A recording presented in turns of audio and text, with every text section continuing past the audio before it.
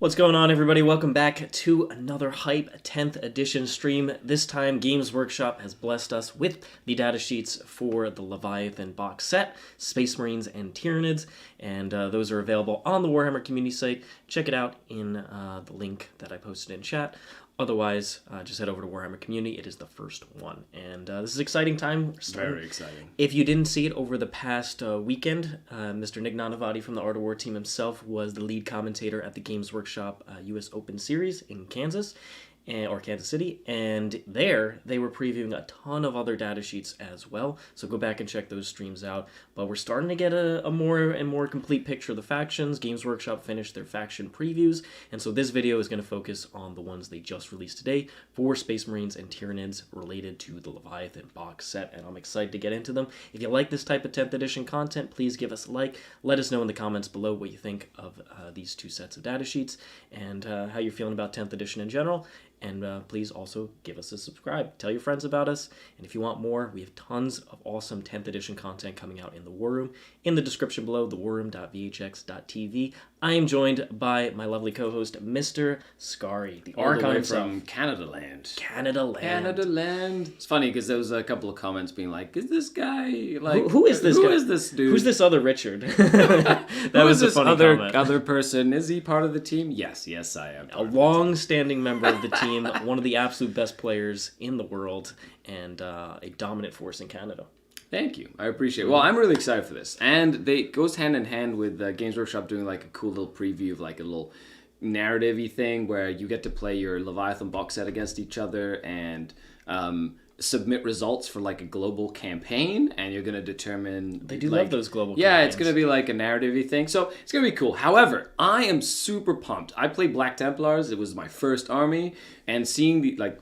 Psychers aside, because I hate Psychers, because I'm a Black Templar player. Exactly. Of course. I'm really excited to see what these Space Marine data sheets do. And of course, the Tyranids, because that box goes up for pre-release next weekend, and it is full of stuff. Jam-packed. The thing is, like, you and I started a long time ago back in 3rd edition. The modern box sets are just jammed with so many awesome-looking models. It's amazing. I would have loved to get a Leviathan box way back in 3rd edition, where you got 10 Space Marines and a Land Speeder, and you were like, yeah. It's like, cool. Exactly. In addition, if you haven't checked it out, also the core rules for 10th edition are available on the Warhammer community site as well. So just more ways to start getting further info about 10th edition and preparing yourself for the awesome games to come. I love transitions like this because if you're a new player, a veteran player, right? Everyone's very much on the same page, right? Like everyone's learning. So if you want to jump in to get better at the game, now is the best time because everyone is learning from the sort of like baseline. Exactly. We're all learning from scratch for 10th edition. There's a lot of new stuff. There's a lot of shenanigans. Scary and I have been breaking down a lot of the different things related to the core rules, and there's a lot of interesting stuff there, which we'll get into in a lot of our War Room content. So let's dive right in here, and which one should we start with? Space Marines? I don't know. What is first biggest super chat gets to choose? How about that? Let's start off. Space Marines? Fine. We'll do the Space Marines. Yeah, okay. You're a Black Templar. I'm a Blood Angel. Let's go. Okay, let's do this. So let's dive right in here. I'm going to increase the size of these bad boys so that we can easily see what the captain does. This is the captain in Terminator armor, and we're probably just going to go through stats first, then the weapons, abilities, and war gear, and then keywords finally. So we'll just go through each data sheet like that. So Terminators, we've seen T5, 2 up save still. The captain is 6 wounds, which is reasonably tanky. And leadership 6, which is quite nice. You have to roll under better now than to average, fail. Right? Yep. Yeah. Better than average. So rolling, 5 or less, not always going to happen. Then combi weapon, devastating wounds on a combi weapon, although only 1 damage, no AP. Anti-infantry 4+ though, and that's going to be one of the main synergies you want to look at is anti plus devastating wounds, because that's when you start being able to pump out a lot of more wounds. Obviously, this is only a 1-shot gun, but... rapid fire, so 2 shots within half range. Yeah. Still hits on 3s, though. So it's like the combi weapon seems like you have that sort of like -1 ballistic skill kind of like built in to, what would normally be hitting on 2s. Yep. And then finally, regular Stormbolter, obviously. It's combat. The Chain Fist is anti-vehicle 3+, wounding those vehicles quite easily. 5 attacks, weapon skill 3+, which is the built-in -1 to hit now. Yeah. And Strength 8, AP 2, 2 damage. Power Fist is quite similar, although it doesn't have a -1 to hit on Terminator. Yeah. You could run the Relic Weapon. A Thunderhammer is also devastating wounds. Once again, takes a -1 to hit. Looks like a lot of the profiles are very similar, though. Instead of Chain Fist, Power Fist, Thunderhammer, each one has like one unique thing about it now instead of multiple, is what I'm saying. And then Lightning Claws are twin-linked. 7 attacks, though. That's not bad. That's about right, bad. like what it used to be, which was like 1 extra attack per Lightning Claw. Twin-linked to now gives you reroll to wounds, which is basically what Lightning Claws used to do. So it makes sense that that would be built in. Yeah. I do like the fact that the AP seems consistent throughout all these melee weapons. Yeah. Right? So it's like you get decent AP. Considering most things have been knocked an AP, like the Relic Weapon is AP 2, whereas a Power Sword would have been like AP 3. But a Twin Lightning Claw was AP 2, and it just stayed at AP 2. That's actually quite nice. That's actually really nice. Yeah. Yeah. Twin linked, obviously, you don't no longer have to have, it's built in. Yeah. It's built in. Yeah. You don't have to. I guess it is twin lightning claws. So you would have to have 2. Yeah. All right. Deep Strike leader, Oath of Moment. That is their faction-wide rule, which is seems like a very powerful faction. Quite powerful. Rule. If you don't remember what it is, they have combat doctrines, which are amazing. And then if we go down to, or maybe I skipped it. It's up the up, yeah. It's Gladius Detachment. Just up above, I believe. Where is it? Is it not in here? Yeah, it must be in here. They did go over it. I'm pretty sure the detachment rule, they did kind of show off it with different chapters. The detachment rule is different. Yeah. They did show, I think it was on a separate post altogether. The Oath of Moment was like earlier on where they were like teasing a few things. I see it. I'm going to pull it up. I remember there we go. Yep, It is just, if your army faction is Adeptus Astartes, start of your command phase, select 1 unit from your opponent's army till the start of your next command phase. Each time a model from your army with this ability makes an attack that targets it, reroll hits and wounds. All of them. That's absurdly strong. Then again, even though it is absurdly strong, it fits like Space Marines so well. They do want to they want to pick something and just murder it dead, right? But it does mean that as an opponent of Space Marines, how do I want to have one big killy unit when Space Marines will like kill that unit more easily than like anything else in my army? And they previewed Gilliman, who lets you do it a second time. Yes, if you've killed the first unit, you can move on to the second one. Pretty strong. It's quite strong. Yeah. Let's just say rerolls be good. All right. So jumping over, Rites of Battle. Once per battle round, 1 unit from your army with this ability can be targeted by a stratagem for 0 CP, even if another unit from your army has already been targeted by that stratagem this phase. Rapid Ingress is going to be one that you could see with this, maybe a Terminator heavy, Deep Strike heavy There's build. also the Teleport Homer, which we'll get to in a second as well, which helps with that sort of thing too. However, I love the fact that, number one, command points and 10th seem to be much more of a finite resource. Like you want to make sure that you keep those CP to use, because a lot of the stratagems we've seen and the main ones in the core rulebook have some use, so you kind of want to be spending them, and it's really cool. There's 12? There's 11 plus the mission one, which comes in the card pack, so 12 generic stratagems. They've shown off a few here and there in the faction focuses, but they all seem pretty cool, pretty fun, or pretty useful.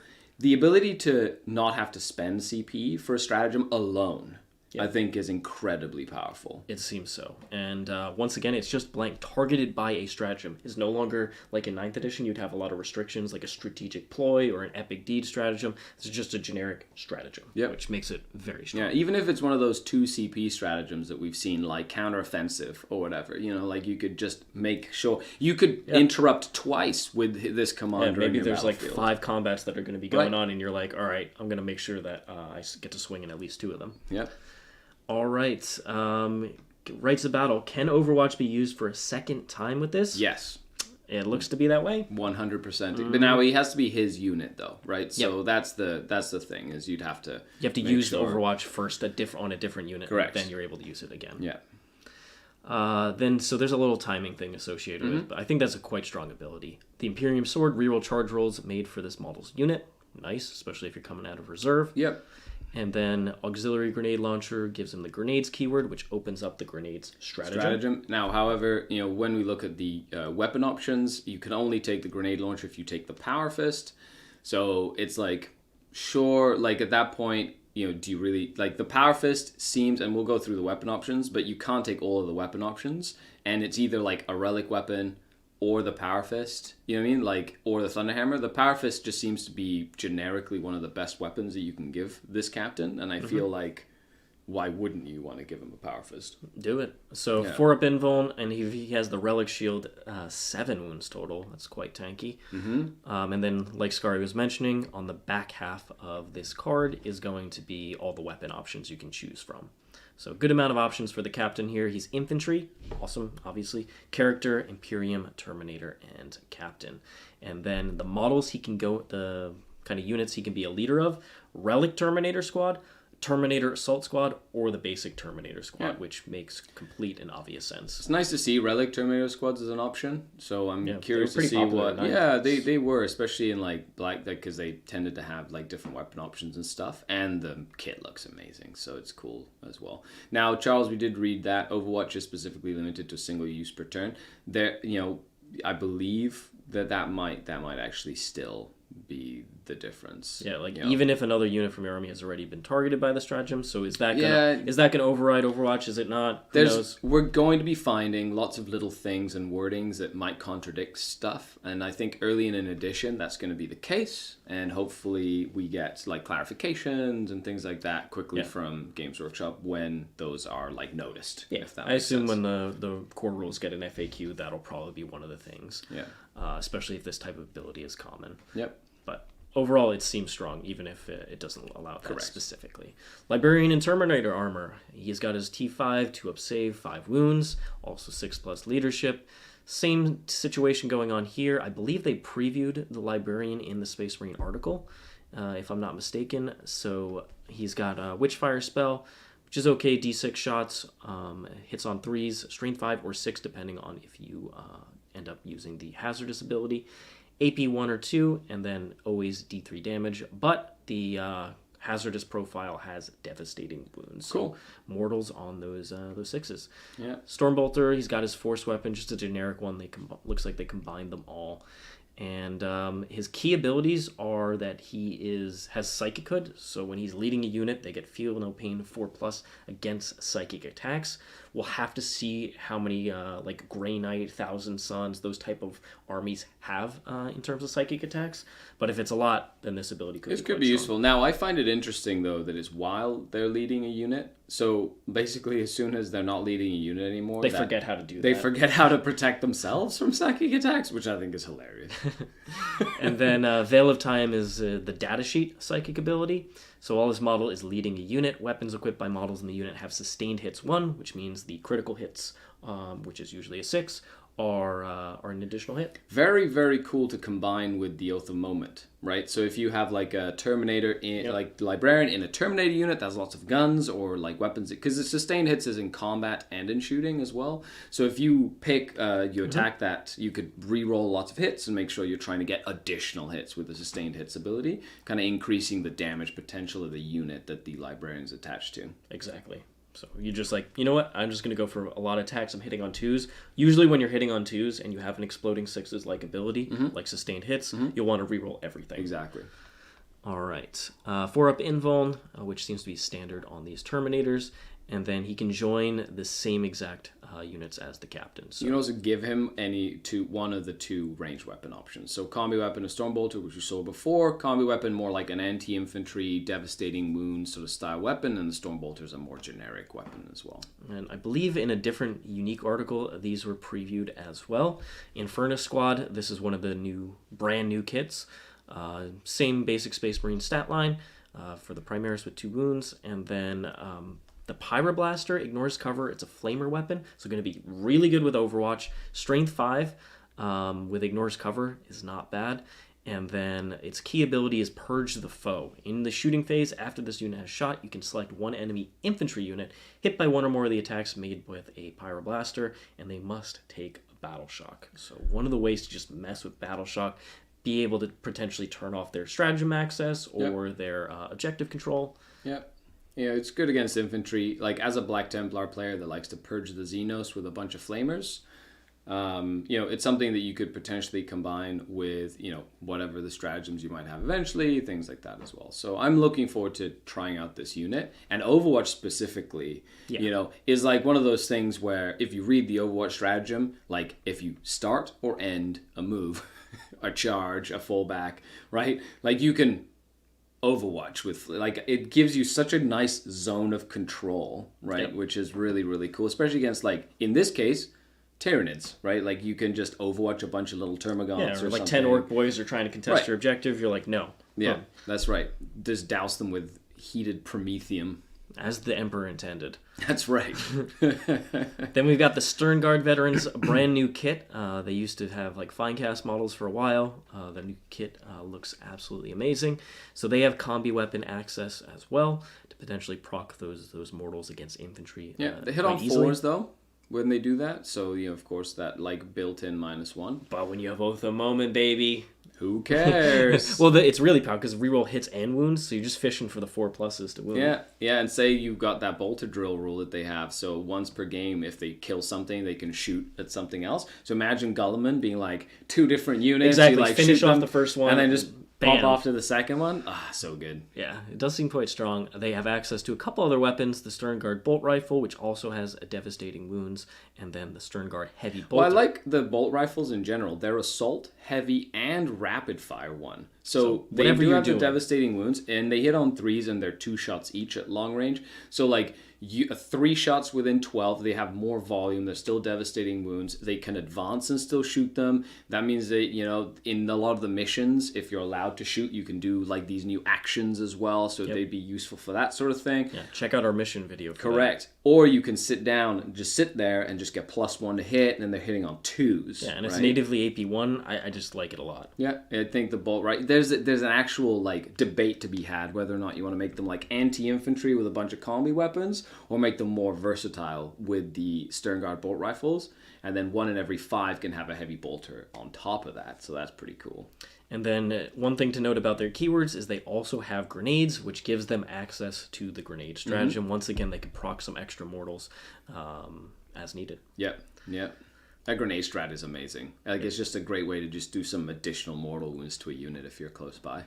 And it looks like they can be in a 5 to a 10-man unit. Then we got the Ballistic Dreadnought, who was previewed as well. 8-inch move T10. Oof. 2-up save. Oof. Going to be able to get access to cover as well. And then, yep. So good. 12 wounds, leadership 6+, 4 objective control. That's nice. That's actually really good. Mm-hmm. And then, let's see, on its guns, it has a ballistic missile launcher, which has a frag or crack profile, depending on what type of unit you need to kill, whether you need to go anti-infantry or anti-tank. And then it has a las cannon as well. 2 shots, hits on 3s, strength 12, AP3, D6 +1, which seems to be a more standard anti-tank profile. Yep. And then it's got some twin stormbolters as well. It has a special rule. Each time this model makes a ranged attack that targets a unit that is not below half strength, which is most of the units that you start shooting at are not going to be below half strength. Or even a vehicle that has not taken more than half its wounds. Yep. Right? So that, remember, individual models that have not taken wounds count as above half strength. Exactly. Yeah. And you get to reroll the hit rolls. Oof. So you don't need Oath of Moment to make this guy good. Exactly. You shoot him at the stuff that you don't have Oath of Moment on because you're already covered there. That's pretty cool. I love the Unless fact you want that the reroll the wounds. ballistic launcher is 2d6 blast, strength 5. And it's strength 5 too. Yeah, it's pretty good. As an elf solid. player, I'm very terrified of blast weapons like that. Other things, so it is a vehicle, obviously. It's a walker, and walker interacts with the heroic intervention strat, which allows vehicles to actually do it. They have to have the walker keyword. Also synergizes really nicely with tank shot. Just having this guy, even though he has no close combat weapons. His close combat weapons and not anything to sniff about. No. Like, strength 7. Strength 7. Okay, that's pretty good. He'd go in and bully a small unit with tank shock, which is awesome. Yeah, he'll roll 2 additional dice, so 9 total, looking for 5s. It's not bad, but probably not the main target. But if you have to finish something off. Correct.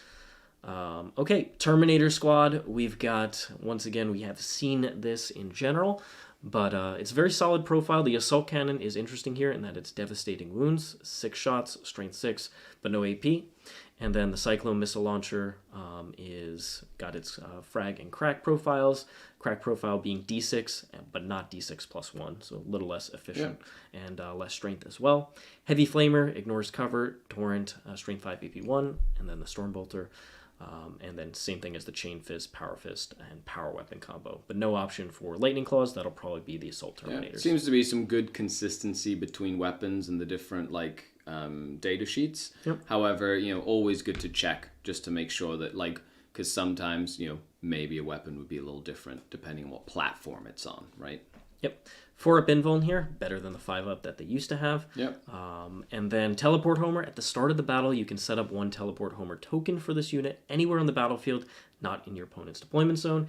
If you do once per battle, you can target the unit with Rapid Ingress for 0 CP, but when resolving that strat, you must set this unit up within 3 of that token and not within 9 inches horizontally of enemy models.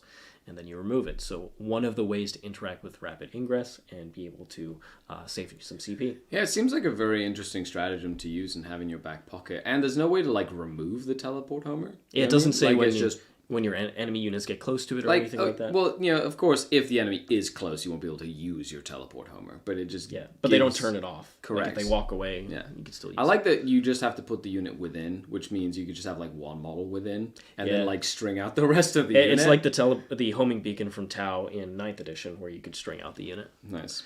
Fury the First, each time a model in this unit makes an attack, you can ignore any or all modifiers that attacks ballistic skill or weapon skill characteristic and to the hit roll. So ignoring modifiers, all the key ones. In addition, each time a model in this unit makes an attack that targets the enemy unit you selected for Oath of Moment, you also get +1 to hit. Really great synergies here. That's so good. It's so good. I don't care if you're -1 to be hit. I'm just going to hit you on my shots. And, you're the Oath of Moment unit. Not only do I get full rerolls to hit wound, I get +1 to hit. And if I have a Librarian and Terminator nearby, I get sustained hits 1. It's pretty good. That's not pretty bad. good. I'm re-rolling everything. It's pretty good. I like that a lot, actually. So, very solid profile. Basic Terminators really haven't seen too much play throughout 9th edition because they just died so fast. They died fast. They didn't have anything unique and special about them. This time, I think they do. Yeah, I agree. Of course, new kit. They look cool. Why not? Then we've got the Lieutenant with Combi Weapon. This is the new version of the Lieutenant. You can't have enough Lieutenants. Games Workshop told us to say that. Absolutely. Games Workshop, please make more Lieutenants. 6 inches of movement, T4, 3-up save, 4 wounds, and only 1 OC. He's got a combi weapon as well, and then paired combat blades, which are anti-Tyranids 4+, and sustained hits 1. Apparently he doesn't like Tyranids. Really not a big fan at all. Pretty mediocre profile with no AP. However, he just wounds old Tyranids on 4s. Yep. So in this box set, he's fantastic. Yeah.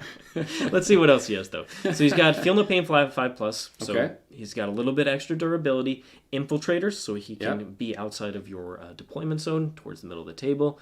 Lone Operative, so he can only be targeted by enemy units, ranged attacks if they're within 12 inches. So something that could stand out on objectives and just be annoying to deal with. That'd be kind of cool, being able to just hold an objective in the backfield and especially in... Just leave him back there. Yeah, just leave him back there and just hold an objective. Or on a distant corner objective. Yeah, it seems very good. Then you've got Stealth as well, so he's -1 to hit from ranged attacks. It's a good extra durability on him. But what else does he buff? Priority Objective Identified Aura. Okay, at the start of the first battle round, if your army contains 1 or more models with this ability, you can select 1 objective marker on the battlefield to be the priority objective. Till the end of the battle, while a friendly Adeptus Astartes unit is within 6 of this model, each time a model in that unit makes an attack that targets an enemy unit that is within range of the priority target, reroll 1s to wound. It's before Lieutenants just gave a reroll 1s to wound. Just an aura of reroll. Anyway, now it's a limited reroll 1s to wound. However, it just means that you can have rerolls that don't necessarily have to be against your Oath of Moment target. And if there's an objective in the middle of the board, you can be that one. So if anything has to get in or one that's really important, you can be no, it's going to be easier for me to kill that stuff. Exactly. Right? And it's any friendly Adeptus Astartes units, so that is pretty much, I assume, all the units. As long as they're within 6 inches of the Lieutenant. But it doesn't exclude vehicles or anything like that. Correct. All right. Evade and survive once per turn when an enemy unit ends a normal, advance, or fallback move. So basically if it doesn't remain stationary. within 9 of the unit. Or charge. Can't do it on a charge either. If this unit is not in engaged range of one or more enemy units, it can just make a normal move, which is 6 inches. So all of a sudden, that charge that was possible is now not possible against the lieutenant. So he's actually pretty annoying. He also has grenades as a keyword. He also has smoke as a keyword, which interacts with... But, being that he already has stealth, like that kind of bit... Like, it just means they get the benefit of cover, even if he was, like, in the open with a smoke grenade, I believe. But he has lone operative as well, so, like... He's got a lot of interesting defensive mechanics. It'll remain to be seen if it's used too often. Yeah. And he does not have leader, though, so he's not going to be joining any squads. Anything. And he cannot be your warlord. And he can't be your warlord, interestingly. Cool. That makes sense. He's just a lowly... Like a lone wolf, that goes around hunting. He's like a wannabe, what's his name? Katachin, what's his face?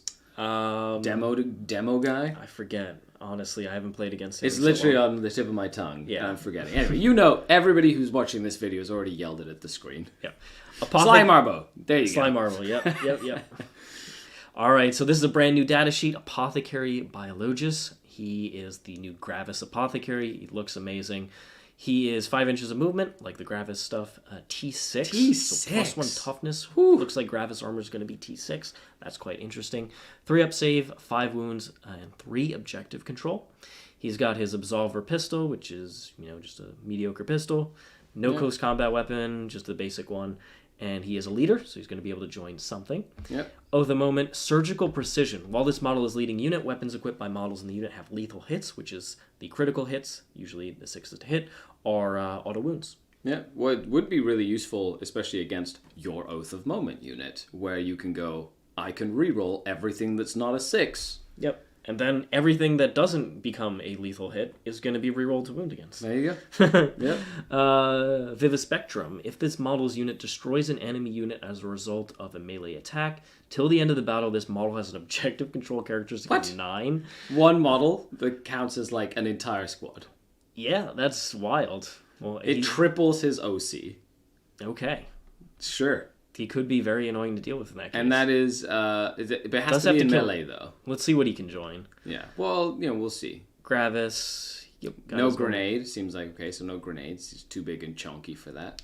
All right. He can join aggressors, eradicators, or heavy intercessor squads. So aggressor squads are probably going to be the one where you actually kill stuff in melee, and a more aggressive unit that wants to stand on objectives.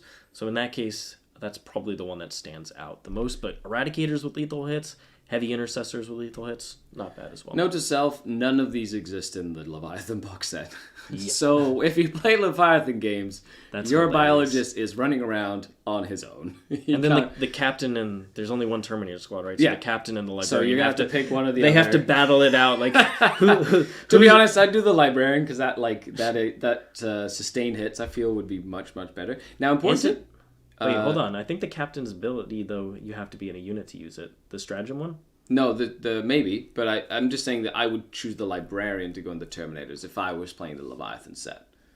Because I feel like...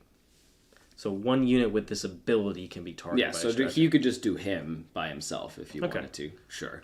He could, heroically intervene or whatever. That's fair. Yeah, so I would literally put the Librarian with the Terminators. And then the captain, I'd go on his own, because he's, a little tanky... Right? And then you put the biologist by himself as well to try and kill one model in combat and then become OC. Then you've got the lone operative lieutenant just standing on an objective, moving away when he's... the synergy that has been built into this box is great. That's fantastic. Cool. Well, there is a note on the biologist I want to kind of go through real quick, which is you can attach this model to one of the above units even if a captain or a chapter master model has already been attached to it.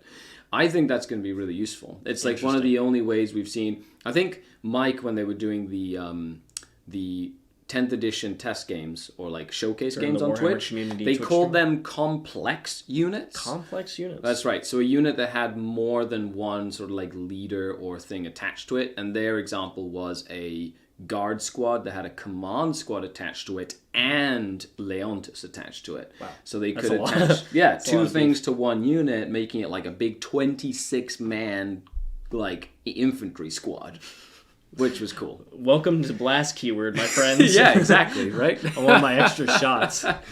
That's right. Anyway, so that's really cool. I like it.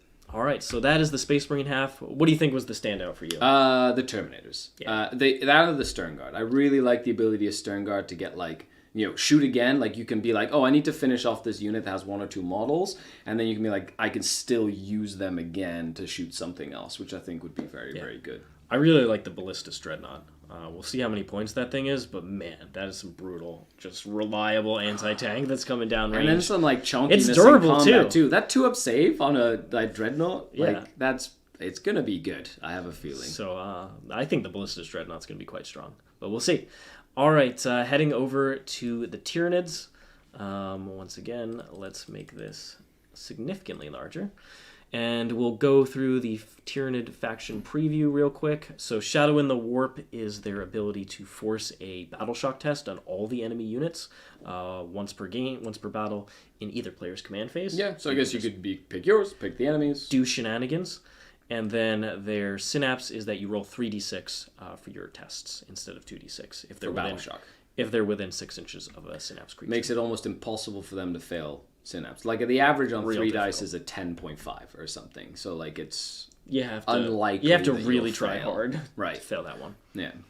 All right, we've got the Ripper Swarms, cute little Ripper Swarms. They move 6, T2, 6-up save, 4 wounds, and 8+ leadership. Definitely want them within synapse range. They have OC0. A variety. OC0, yes. Yep. So not controlling objectives. They have a variety of very mediocre weapons. Deep Strike, though, so it can come in from reserve. Yep. They have Synapse. They have the rule, the faction rule. And then they have an aura. While an enemy unit is within engagement range of this unit, have the objective control characteristic of models in that enemy unit. And it just says have the objective control, not rounding in any way. No, it just says so objective control 1 would be 0.5. Sure. It just means every 2 would be 1. I feel like that's going to get changed because they love rounding up and just keeping clean rounding numbers. Down. Right, we'll see. Yeah. You know what I mean? Okay. Like, yeah, at the end of the day, that's kind of cool. It means that they don't do anything, but they're sort of like a force multiplier. Yeah, you charge them in with another unit, and you're like, even if this goes horribly wrong, you still have to put all your attacks into the Rippers to kill them and stop their objective shenanigans. Correct. And they're 4 wounds each, and so it seems like it would be really a powerful T2. Ooh.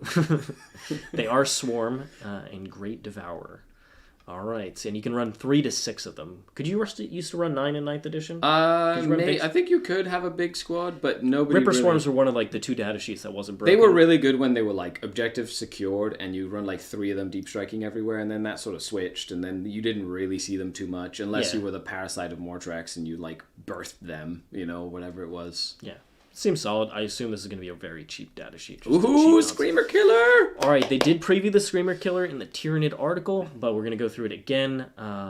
So 8 inches of movement, T9, and I think the Dreadnought was T10, right? Yes, T10 with a 2-up save. This is 1 less. It also has 2 less wounds at T10, or wounds 10, and then 8+ leadership, which is probably, I guess, what Tyranids are, and then OC3, not too bad.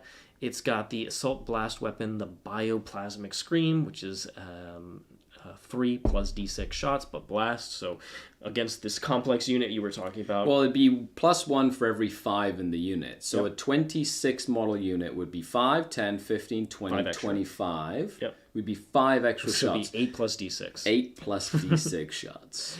Hitting on 4s, Strength 8, AP2, 1 damage, but Assault, so you can go ahead and advance up there and still shoot.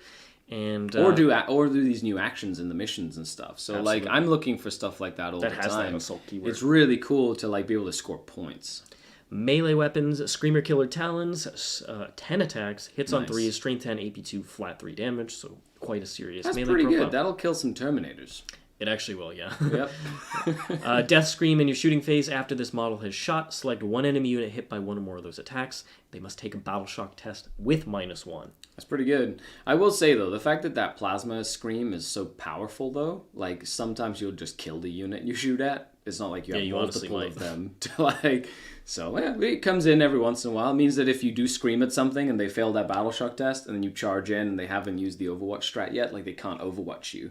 Right, which would be really useful to get him in there, right? Absolutely. Yeah. Got that monster keyword, And Great Devourer, Screamer Killer. Then we got the Psychophage, brand new model here. 8 inches of movement, T9, 3-up save, 10 wounds, leadership 8+, 3 OC. So it looks like these kind of medium-ish to large monsters have 3 objective control. Yeah. And it's got Psychoclastic Torrent, which is a flamer weapon. So Torrent ignores cover. 12-inch range, D6 shots, strain 6, AP 1, 1 damage. How many of them does it have? Just one? Just one. Yeah, just one. Yeah. Okay, so can maybe finish off a squad. The AP 1 and ignores cover, I think, is and strength quite 6. It's quite handy. The strength 6 is not bad. Like against infantry, even against like AP 2, I mean armor save 2 or armor save 3 or whatever, it means that it's gonna do like little bit of damage, but it's more consistent. Yep. Yeah. Then we got Talons and Bentacled. Tentacled mole. It's anti-psyker 2+ with devastating wounds. Woo! Uh-oh, there's the combo we were talking about. That Librarian inside that Terminator Squad is Ouch. now terrified. Heroic challenge on him. D6 +1, hits on 3, strain 6, AP 1, 2 damage. So that means every 2+2 wound against a psyker unit will be 2 mortal wounds. Ugh, with devastating terrifying. wounds. Ouch. Terrifying. Okay, wow. Deadly Demise 1, Feel No Pain 5+, so a little bit extra durability here. Mm-hmm. Biostimulus Aura, while a friendly Tyranids unit is within 6, they get a 6 of Feel No Pain. Models in the unit get 6 of. That means you can string them out. That's cool.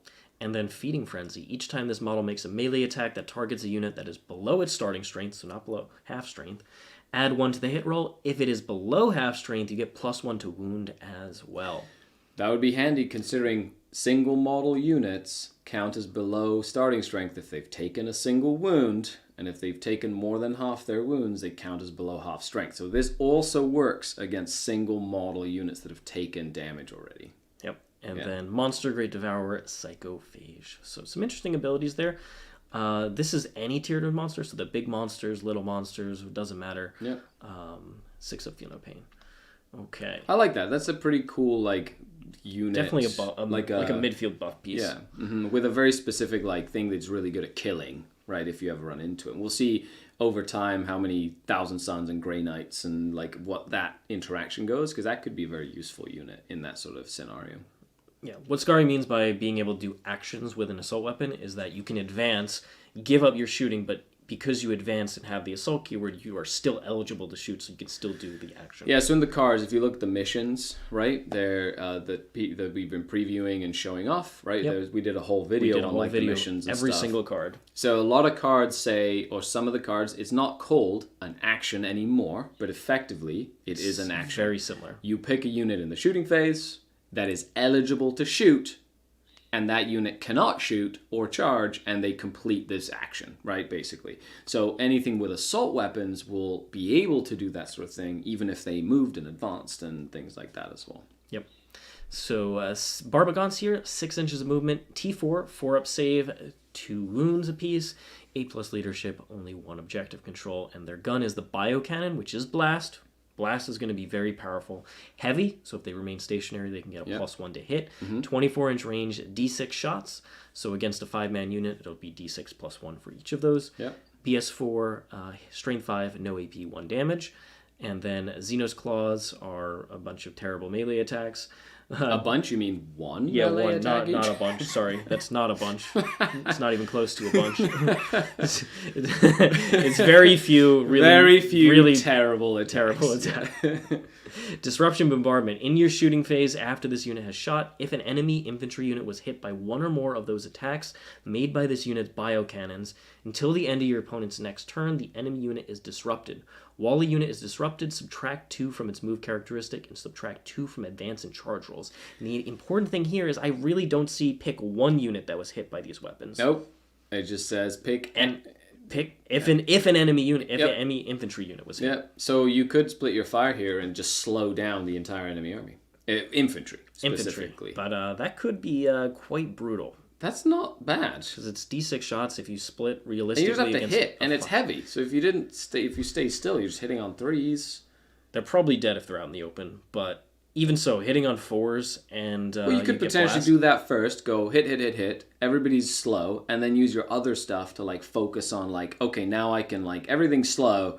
So okay, let's focus on this target or that target, or whatever. Or if you fail to hit against one of the targets splitting, you would just put all your focus actual on damage that one. into. Yeah, makes sense. Interesting. So I like that style of unit. Seems like that unit's like more of a support unit. It's a tech piece. But it's like a tech piece, but they're not necessarily durable. 2 wounds with a 4-up save, and potentially a 6-up feel no pain if they're next to the Psychophage. The Psychophage guy. Sure. All right, then we've got Termagons, 6 inches move, T3, 5-up save, 1 wound, leadership A+, 2 objective control though. They've got Flesh Borer, Termagant, Spine Fist, and the Devourer, all of which have no AP, a variety of strength. It looks like the Devourer is probably the better. No, Flesh Borer with Assault. Even though it's less 18-inch Assault, it's 1 less shot, but the Assault I think is even the Spine Fist is Assault 5. Too, but it is Strength 5. I guess the Strength is really good. Wounding Terminators on 4s would be good. It's really the ability to get, because this is probably a perfect action unit on objectives. Correct. So I want them to be able to advance and do it. Then they've got Skulking Horrors. Once per turn, when an enemy unit ends a normal move, advance, or fallback move within 9. If it's not within engage range, you get to make a normal move of up to D6. So instead of a normal move period like the Lieutenant, it's D6, but could be a way to keep them alive. Synergizes really well with the Barb Gaunts. You could kind of screen with the Termagants, then shoot a unit with the Barb Gaunts. That unit is now slow, and then the charge is slow. So if they get within 9, you can like redeploy your Termagants, and then that charge becomes even harder, almost impossible. Yep. So pretty cool synergy there between Datasheet. No grenade keyword yet. No. Infantry grade Devour Endless Multitude. And that looks to be a 10 to 20 man unit. So it looks like you can't go to the 30s like 9th edition. Yeah. Well, it seems, that's not terrible. Like, I feel like, especially without all the, like, Battle Shock being different, you're not going to be losing a bunch of models to morale. I see they just want to, like, condense the amount. But Blast, like a 20-strong unit, that's plus 4 to your blast shots. For each gun. So that's not bad. Barbagons are going to pop off against that. Yep. The Neurotyrant, move 6 inches, T8 here. 4-up save, 9 wounds. It is leadership 7+, so the first thing that has been better than leadership 8+, and 3 OC. Psychic Scream, which used to be a kind of psychic power 9th, is ignores cover, psychic torrent, so it's going to be auto-hitting. 18-inch 2d6 flamer? Strength 5 AP1 2 damage. That's actually now we're getting tasty. Good. That's an Overwatch guy. That is an Overwatch sitting in the middle of the board, 18-inch don't come close to me guy. That is that type of guy.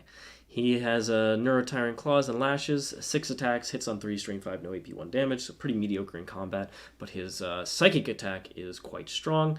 He has Node Lash, which is also a psychic ability. While the model is leading a unit, which now, he's got leader keyword.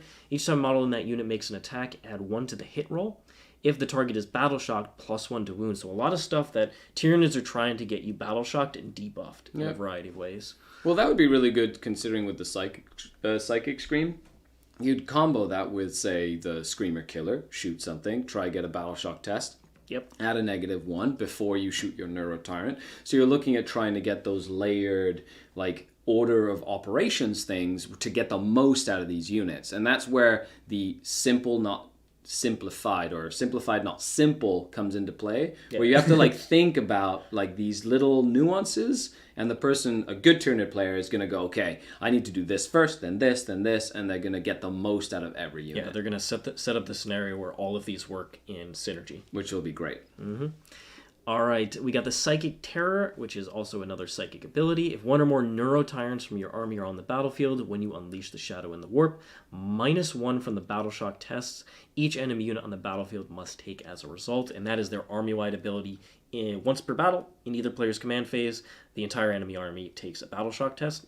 If this guy is on the battlefield, -1 to those tests. That sounds very good. That could be those like game-winning key late game turns where you're like, I really just need to finish off this unit, get on this objective. I'm gonna get my bottom of the turn primary. Well, all of a sudden you're like, no, take a Battle Shock test. Well, imagine it could be turn 5, and you go bottom of turn 5, opponent's command phase. They're trying to get a hold 1, hold 2, hold more, or whatever the mission is, and you'd be like, or Gambit, you'd be like OC0 on everyone, Battle Shock. You're like, oh god, you just lose.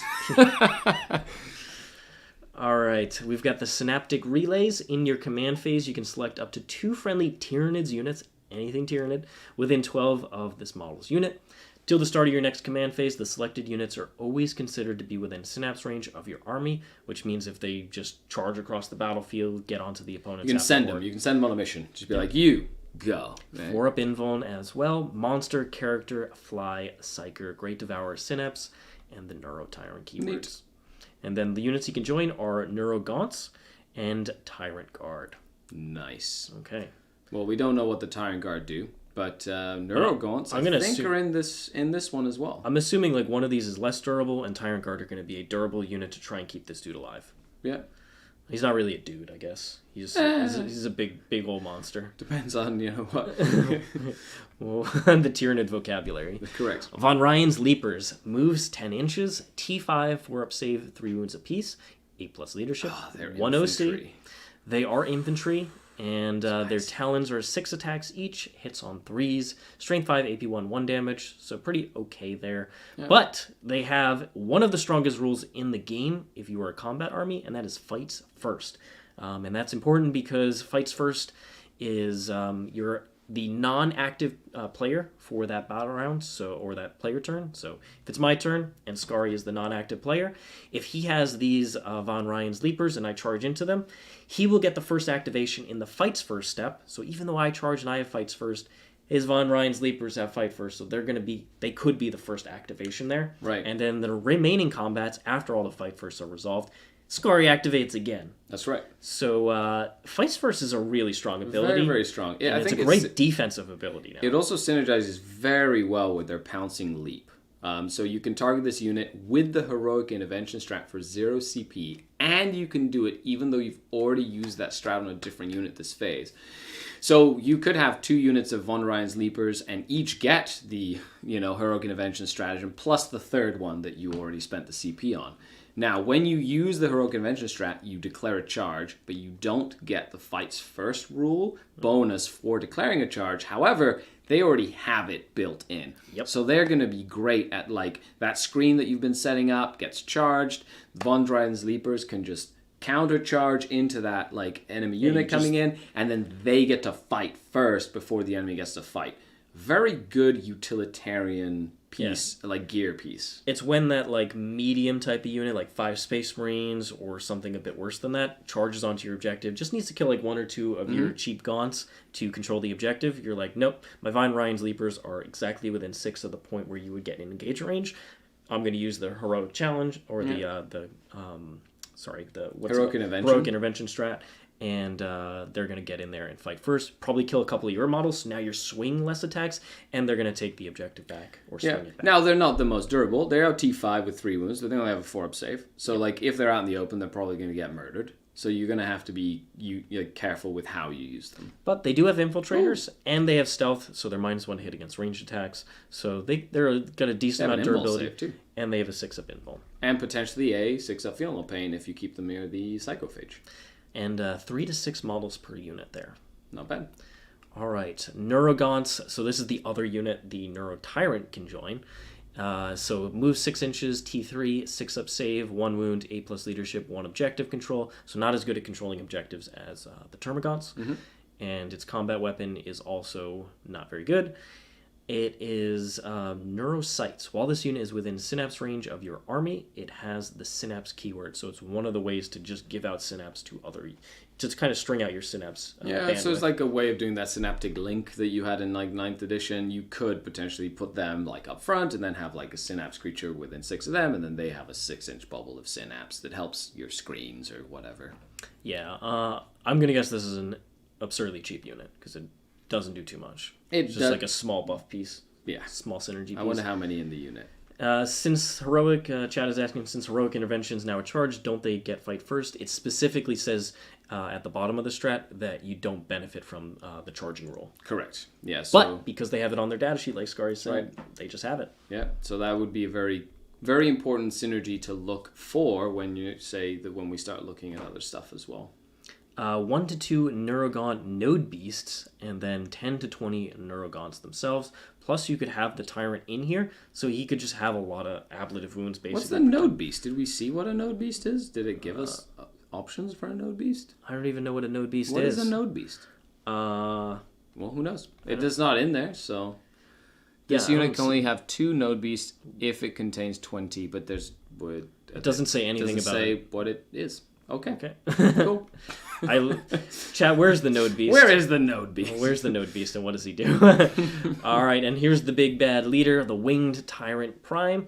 Brand new model, 12 inches of movement, T5, 4-up save, 6 wounds, 7+ leadership. So it looks like the 2 leader models have 7+ leadership.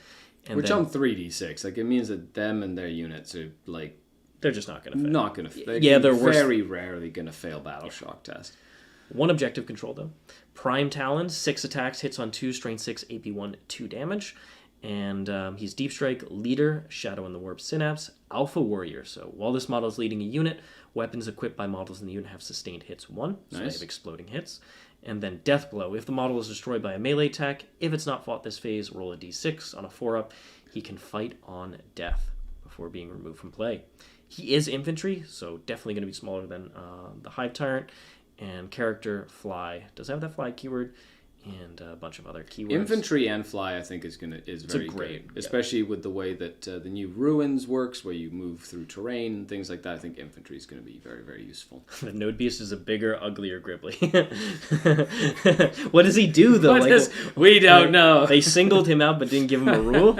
It's crazy. They're teasing us. Games Workshop, stop teasing all of us. He can be a leader of Gargoyles, Tyranid warriors with melee bioweapons, or Tyranid warriors with ranged bioweapons. Interesting. So they split the Tyranid warriors Looks into like they did. You can do melee, you can do range stuff. Okay, interesting. And then Gargoyles, well, I'm curious to see what they do, but Gargoyles tend to be a very specific, fast moving, fly, kite and stuff. What's your standout here? I like the Screamer Killer. That 10 attacks that are 3 damage. With the ability to then do a super blast plasma attack that causes battle shock tests, I think is going to be one of my favorite things to see on the tabletop. Being able to go in with a minimum of 4 shots that hit okay, but have a decent damage, and then go in and do 10 attacks. Yeah, they're silly. Strength 10, AP2, 3 damage. Just flip over a bunch of Terminators and just kill them. That's going to be really fun. Yeah. And his flame weapon is not bad at all, especially against larger unit sizes. Yeah. I think I will go with the Ripper Swarm. No, I'm gonna go... Oh no, my OC is now 0.5. I'm gonna go with these Barbagons because, honestly, their profile itself isn't that great, but what their ability to split fire and hit multiple enemy infantry units and subtract 2 to their move, advance, and charge rolls. Powerful. That's pretty darn tasty. Yep. So debuffing the enemy unit seems to have, and like you said, there's other synergies there, but debuffing the enemy unit in that way where it's so impactful, yep. And so many, if it's an infantry heavy army, it's like, think about this if this existed in 9th edition and you had those Dark Angel Terminators, you just be like, nah. Slow. You're not getting anywhere that you need to go. You're not going to make your charge. Yeah. You're not going to get onto the objective this turn. So go ahead and get out of here. And don't forget, we're seeing these without any context for the rest of the army whatsoever. This is what's in the starter set. This is the rules for the models in there. So we still don't have a full picture of what the rest of the factions are going to look like. Slowly getting pieces. We're slowly getting pieces. So in a vacuum, this is literally what looking at these 8 to 10 units in a vacuum. You can't really make a determination how good or how bad something is until you see the full picture. Yeah. As it stands, we're giving you our thoughts on specifically standout units within their data sheets and within that sort of thing. But make up your own determination, but wait until you see all the stuff. Yeah, my opinion on looking at both of them is that Space Marines have obvious synergy between all their data sheets, and that synergy is absurdly powerful with their Oath of the Moment roll. Oath of the Moment's very strong. Tyranids seem to have a lot of synergy between their data sheets, or at least a decent amount of them, but they're more particular. They're in specific scenarios or doing this against specific targets. So obviously I expect a lot of these Tyranid data sheets to be pretty cheap overall. Yep. And I also noticed that there isn't that much high AP in the Tyranids, but that might just be part of the game now. Maybe we have to wait to see some of the other stuff that might have fill that role, if that makes sense. The one gun that stood out was that flamer. The Neurotyrant's flamer? Yeah, this thing stood out, the Neurotyrant Flamer, because it's It's a good profile, 2d6 shots. It's got the range, so Overwatch with this thing is going to actually be worth it, in my opinion. I like it. And that 2d6 hits, like just straight up torrent hits, and it ignores cover. So that AP1 like is worth its weight in gold. And the 2 damage, especially when you're playing it against like Space Marines, would be like really good into those, you know, just like the Stern Guard or the Flamer Marines or whatever it is. And with the Node Lash, it's definitely you're trying to get as many Battle Shock tests as possible with this Tyranid army, so I expect a lot of their other units to also interact with Battle Shock in some way. It seems like that's what the army is built around, is just messing with your objective control and your Battle Shock, and this thing could be a part of that. Yep, I like it. Well, overall, it's nice to see them. Now you can go forth when you get your set and play the stuff together. We don't know points yet, so that's like up to guesswork at this point. Yep. And with that, though, it's kind of cool to see where the 10th edition is kind of like what the direction they're going in with the different factions. Yeah, and if you want to see more data sheets, like we said, over the course of the weekend on the Warhammer community or the Warhammer Twitch page, with the Kansas City Teams event going on, Games Workshop previewed a lot of other data sheets. So go check out those streams. Our own Nick Nanavati was the lead commentator for that. So go join him in talking. And he also played a game of 10th edition. He did. He played against Gagno, Andrew Gagno, who's... 2 top-level players playing against each other. It was great. Edition. It was nice to see. And also, shout out to the Art of War team, who took the gold at the Kansas City team event. Yep, they got those gold tickets. They're bringing the belt home. So congratulations, boys. We'll be seeing the rest of the team very soon. But thanks so much for sticking with Scary and I for the past couple days. It's been lovely having you, and more from Scary very soon. Yeah, absolutely. Now there is, a 3-day free trial to get into the War Room? Yep, so we're planning tons and tons of War Room content. We already released a lot of things about 10th edition, including how to play the core rules, and we're going to be doing a lot of advanced things. Scary and I have been pointing out things that are quite powerful in the core rules. We're going to be breaking those down in full, like the Overwatch Stratagem, Heroic Challenge, etc. So if you want to check out that content, hit the description below, thewarroom.vhx.tv. And on top of that, if you like this type of content, the 10th edition previews we've been doing, please give us a like, subscribe to the channel, leave a comment telling us what you think of the box set data sheets, and also how you're feeling about 10th edition in general. We'd love to hear about it, and just hope you're excited about it. So thanks so much, everybody, for joining us. Really hope you're having a good time with all these 10th edition previews. Looks like Games Workshop is just going to be drip-feeding everything related to it. You know what? So please, I'll be like a hamster.